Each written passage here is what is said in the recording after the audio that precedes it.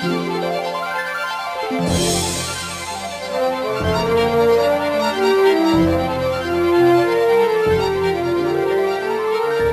segment's on making sandwich and snack sausages.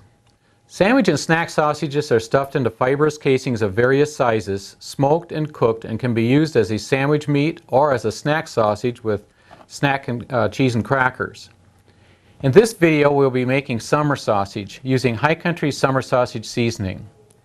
High Country sandwich snack kits include fibrous casings along with the seasonings, cure, and a complete set of instructions. The spice in this blend combines mustard seed, allspice, coriander, nutmeg, and various other spices. Along with that, of course, we've got the correct amount of sugars and salts for a 30-pound batch with this. We have removed the casings from the kit and are soaking them in warm water to soften them up prior to stuffing. We will be making a 15-pound batch of summer sausage with a meat block that contains 10.5 pounds of elk and 4.5 pounds of beef trim that is visually 50% lean and 50% fat. Our fat percentage will be 15%. We're using fat trim that contains hard fat or back fat. This type of fat does not render out at high cook temperatures when it's properly coated with the protein that we extracted during the mixing process. We will be grinding the meat twice in this process so the game meat can include some silver skin and connective tissue. But if using Shanks trim out any heavy gristle or connective tissue for a higher quality sausage. All of our meat is cubed up and ready for grinding. Our fat is very cold and frosty, but our lean meat is about 35 to 36 degrees to improve protein extraction during mixing. Simply mix all this meat together and we're going to grind it through a coarse plate.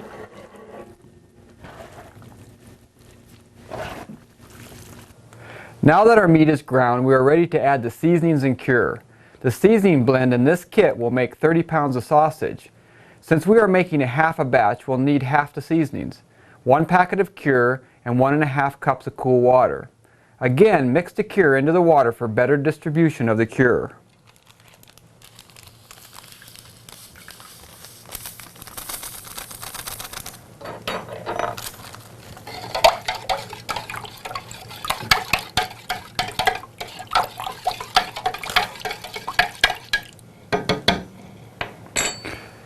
We'll distribute the seasoning through the batch and then add the water and cure and mix thoroughly.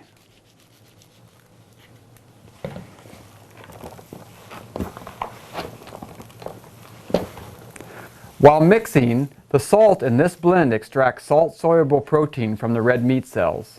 This protein, called myosin, will set up when heated to about 120 to 140 degrees, and it's the glue that holds the meat tightly together.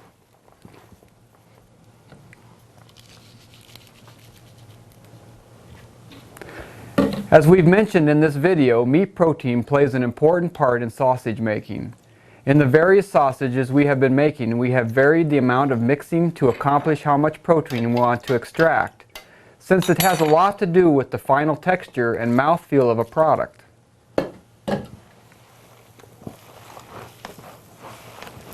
In sandwich style sausage, we want a good slicing sausage that has a tight cross section. You want to mix this emulsion until it's very sticky.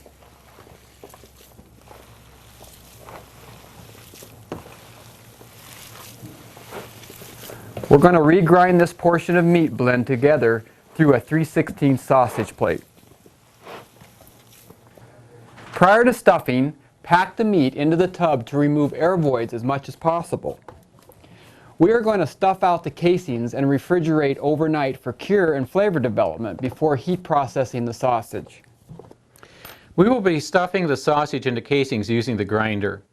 Use the largest stuffing horn that came with your equipment for this large of a casing. You'll also need to use the star adapter to center the auger into the grinding head.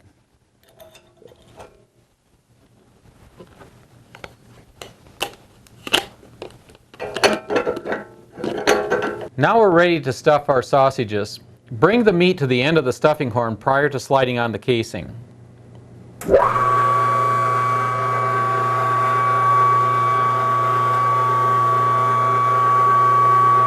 Just keep going.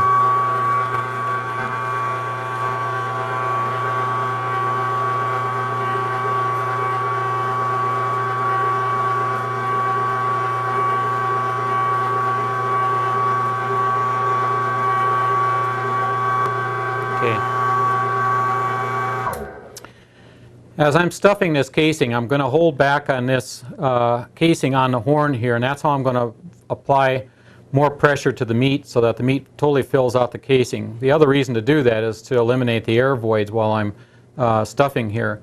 This type of a grinder will only auger so fast. You can only get the meat to go through so fast, so this is going to take a little bit more time. Go ahead, Chris.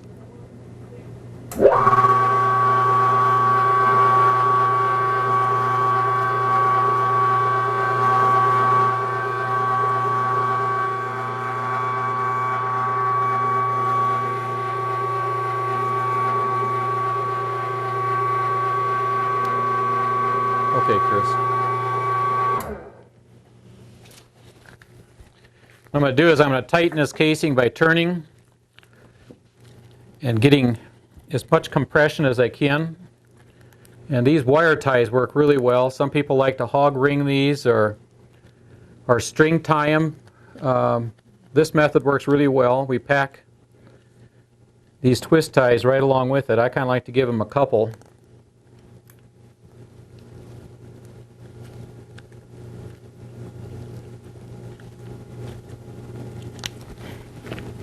That makes a great sausage right there.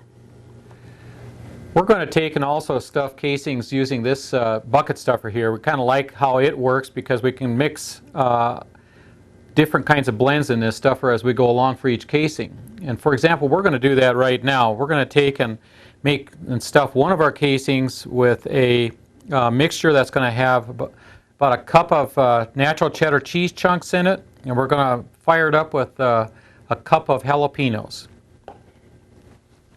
Just mix these in and get them distributed. We pre-weighed enough meat that would fill a casing. You're going to naturally have a little bit left over in the stuffer tube after you finish, but that shouldn't matter much.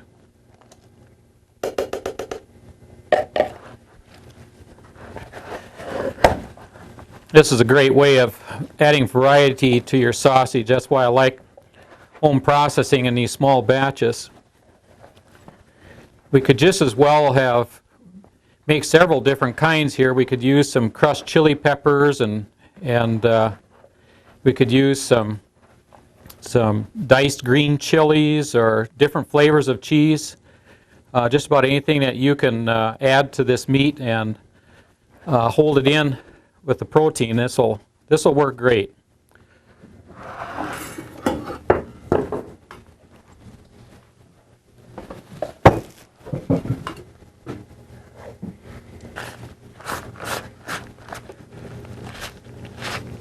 Okay.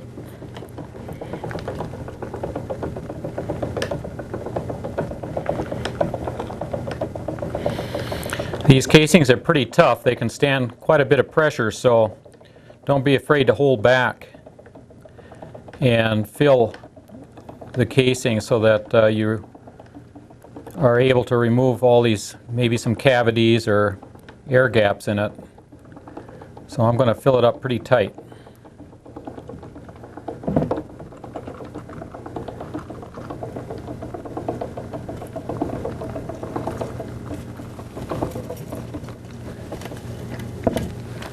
All right. Yep. I'll tear one of those off. Going to compress this meat, put on our twist tie. Move it down as close to the end as possible. I think you can get by with just one of these. I'm just doing this as an insurance. There you go. This is a great sausage right here. We've finished stuffing all of our sausage now, and you notice that we've put tags to identify the sausages that we put some extra stuff in. I actually made one with some spicy chili peppers in it, which will be really good. Another variety that you can do with sausages, and it makes an especially good gift sausage, is to stuff them in these types of casings here. This is a camel casing. High Country sells these as well as numerous other sizes, but these make a great gift for around Christmas time. We are ready to prepare our sausages for smoking and cooking in our smoker cooker. We have tempered our sausage at room temperature for about an hour since they were refrigerated overnight. It's especially important to bring up the temperature inside these large sausages prior to starting the cook cycle. The quicker it takes to bring up the internal temperature of the sausage, the less time the outside spends drying. Early case hardening or overcooking the protein on the outside of the sausage can create a tough hole, preventing internal moisture from escaping. High country casings are string tied to be able to hang the sausage in the smoker. Hanging the sausage allows for more uniform cooking and smoking. As we load the cooker, we will adjust the sausages so that they are not touching each other and that they are at least 3 to 4 inches apart. Pick a sausage in the center of the load and insert a temperature probe to monitor the internal temperature. We're going to set the smoker on a low setting, or about 135 to 140 degrees. When the internal temperature comes up to 80 to 85 degrees, the surface of the sausage should start getting tacky with moisture that is leaving the sausage. This type of surface is ideal for adhering smoke. Fibrous casings will allow smoke to penetrate as long as the casing is somewhat moist. To create a dense smoke in the cooker, the dampers can be adjusted. If the dampers do not release enough moisture, the surface of the sausage can get wet and the smoke cannot adhere to the sausage. We'll come back after our smoke is applied. Our smoke is applied and we are ready to elevate our cooker temperature to about 150 to 160 degrees. This will begin to drive up the internal temperature. As the internal temperature is coming up, the cure will set meat color and the protein will also set and bind the meat and fat in the sausage. We'll come back when the internal temperature is at 140 degrees. This will take a longer period of time, but do not rush this process. It takes time to raise the internal temperature of this large of a sausage. On very cold days, the heat may have to be increased to compensate for heat loss. Our temperature has come up to 140 degrees now, so we're going to raise our cook temperature to 175 to 180 degrees. I'm also going to put a pan of water in here to help drive up the internal temperature to our final cook-off of 152 degrees, which is our goal bacterial lethality temperature. The water will keep the surface from drying out too much during this high temperature.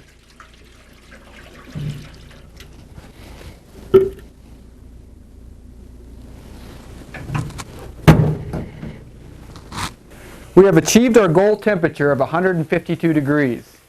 Now we're going to set the fat by immersing these sausages into cold water for about 10 minutes and then refrigerate.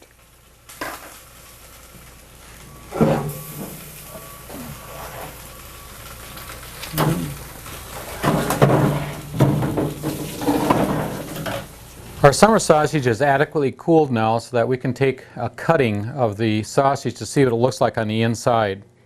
Before I go any further, I just would want to mention that again we're dealing with sanitized cutting board here, knives, hands, so that we don't cross-contaminate any of this product since we're about ready to go into the packaging stage. We want to take a look at the cutting because we want to see, just exactly what happened to the product. If you remember, we made some with cheese and jalapeno, and it's wrapped in there very good. This was a natural cheddar cheese right out of the grocery store. And we chopped up jalapenos.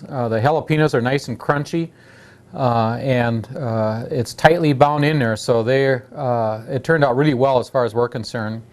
I did sneak in some crushed chili peppers in some of this sausage just for fun, and you can kind of see maybe some of the red spots there.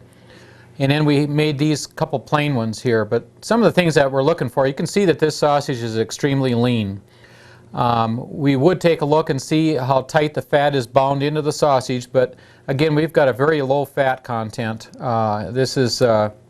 With using game meat here, we can do that because we control that. We've got control since we are the processors, we're the home processors. But it turned out very good. It is nice and solid. When I squeeze this, it's firm. This will make excellent sandwich meat to put on sandwiches. Now, as far as packaging is concerned, one of the things that you want to do is to cut off the strings on the end here. That's usually where, if there's going to be mold that develops, because of the moisture activity here, that'll be one of the areas, and from the string. So anyway, I cut these off prior to packaging. The other obvious thing is that, you know, if you're giving these as a gift, maybe you do want to leave them whole, but if you're using these for yourself, you likely would want to package these in the amounts that you would normally consume in a couple of weeks.